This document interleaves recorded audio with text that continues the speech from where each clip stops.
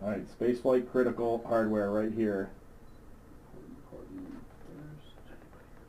That's a lot of names.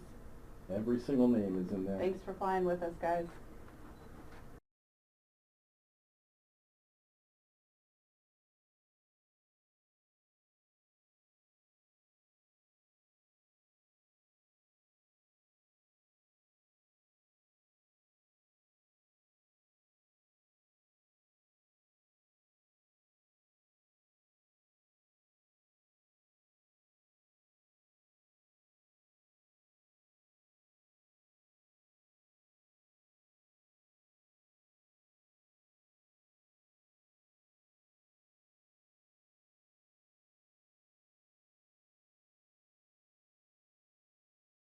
We have 4 amazing crew members for this mission. Our commander, Reed Wiseman, is a veteran of spaceflight from the International Space Station.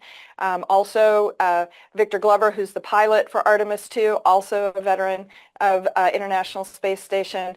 Christina Cook actually holds the record for I think the most spacewalks by a woman and the longest time in space as a woman. And I think after this flight, she's going to break another record. I mean, she's really just absolutely incredible.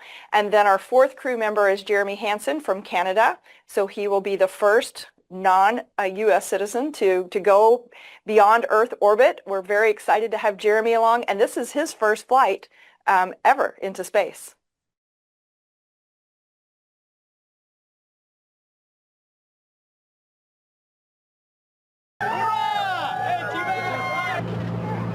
Ellie, you good or you want to get higher?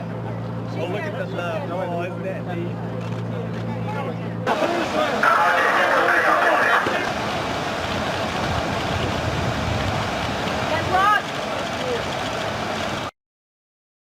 Boosters beginning to fire.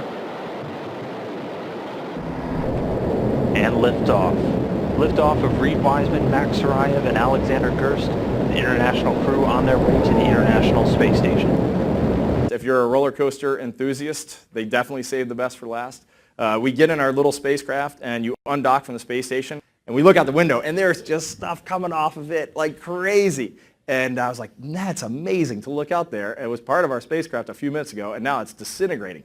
And then as you really start hitting the thick part of the atmosphere, the window turns from pink to red to maroon and eventually to black. You can't see anything anymore. And so really amazing. And then the parachute comes out. You're still supersonic. You've just been at about 5 Gs, and then the parachute comes out. And then it's just crazy mayhem. And you feel like you're tumbling and flipping around, and you are tumbling and flipping around and spinning around. And then it all starts to quiet down, and you're just kind of coming down under parachute. It's real nice, and you ride your way down. And then the last hit is the landing in Kazakhstan, and it's a really hard hit.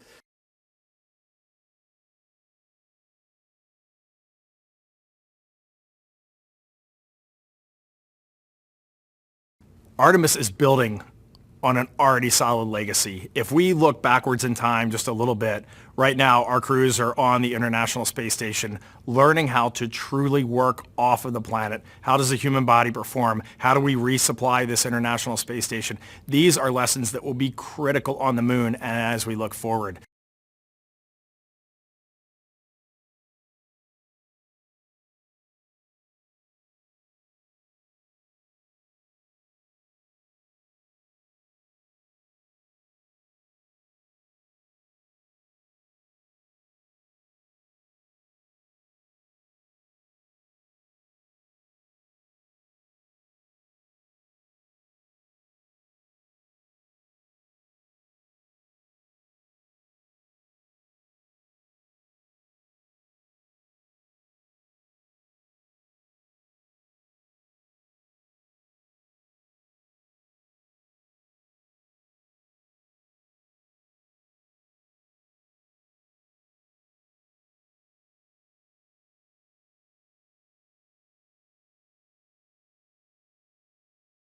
When I first found out that I was assigned to Artemis 2, my thoughts were disbelief, an immense sense of honor and responsibility, and readiness. I'm ready to try to make everyone proud and to really fulfill what this mission truly means to all humanity.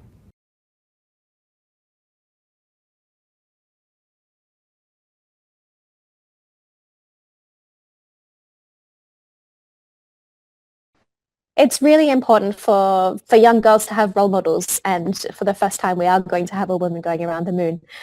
So I think it's exciting, it's important, and I think it would just become the norm, and that's what we should strive for.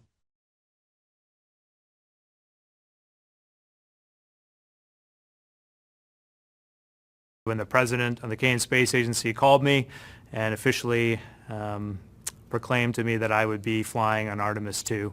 And then sharing that with my wife and 3 kids was also a very special moment for me, watching their excitement as I pursue a dream of mine. TDECS system alarms have been enabled. There are no alarms present that will impact testing. On primary, how do you copy? Copy on 1, copy on 2. Stand by, go on to backup.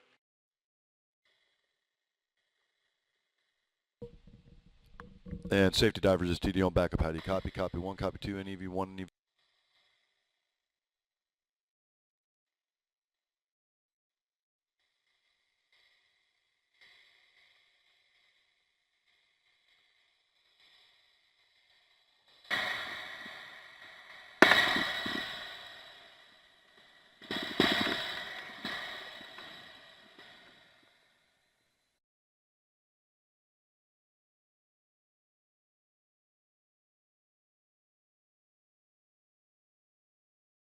As a crew, the 4 of us and our backup are going to spend a lot of time not just learning the vehicle, learning the systems, and making sure the procedures are ready, but we're also going to be doing everything we can to build that team, that camaraderie between the 4 of us to make sure that we're ready to support the mission, but also to support each other.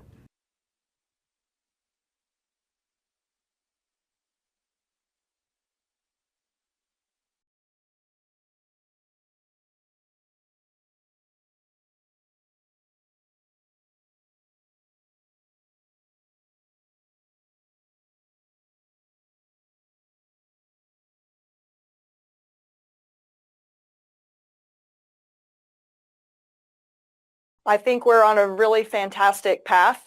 We are on a trajectory to land our crew on the moon at the South Pole by 2028. And I think that puts us ahead of any others that are trying to land crew on the moon. We're also going to the South Pole where no one has ever been before. And this time we're not just going for a few visits. We really do intend to stay at the South Pole. What we want to do is build a lunar base.